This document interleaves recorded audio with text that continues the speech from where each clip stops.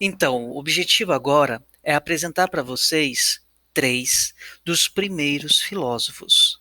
Esses três filósofos são chamados de Escola de Mileto.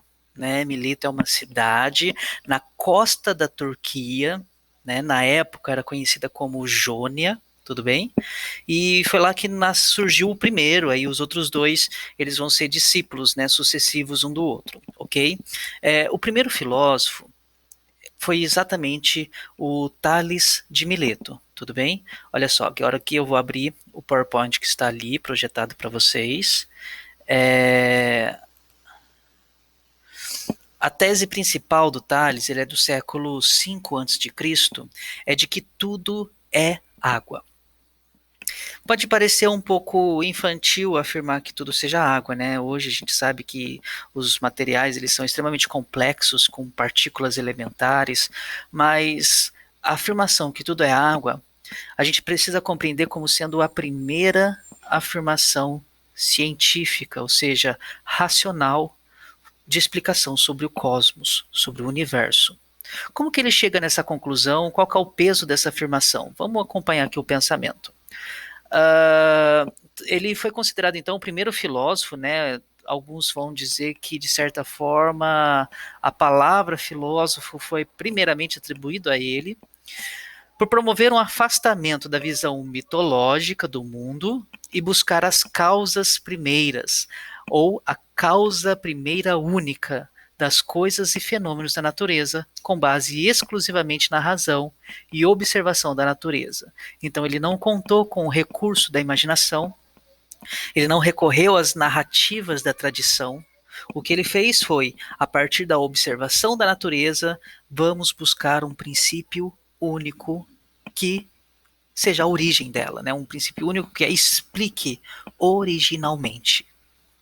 Bom, a gente vê aqui um mapa, né, do mundo conhecido na época, né, a região mediterrânea. A gente consegue perceber que Mileto está justamente aqui nessa área, né?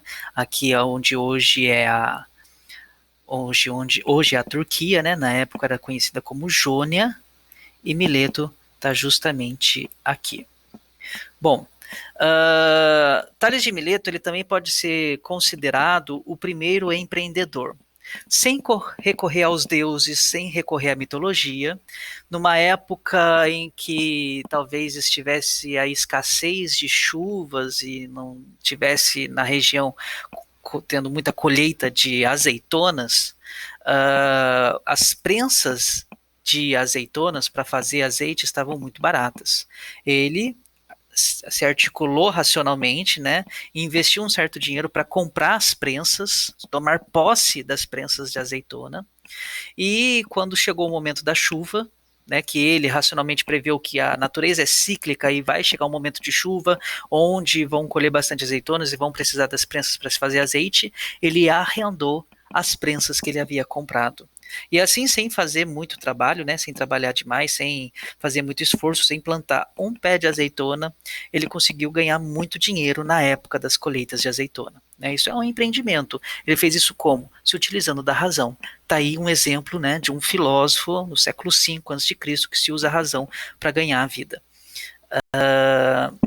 Ele também é famoso por ter previsto o primeiro eclipse, já no século V a.C. Uma outra coisa, né, é sobre o Tales. Ele, ao dizer e afirmar que seja a água o primeiro princípio de todas as coisas, ele vai perceber que a água é um elemento fundamental, essencial para a vida. Esse é o primeiro ponto.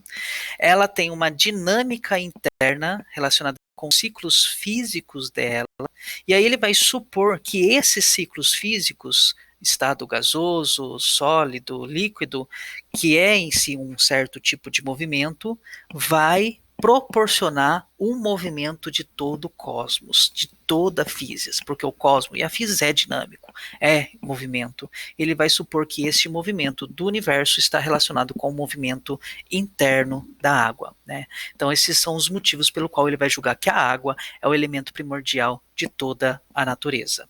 Ok? Agora o próximo vídeo, o próximo pensador.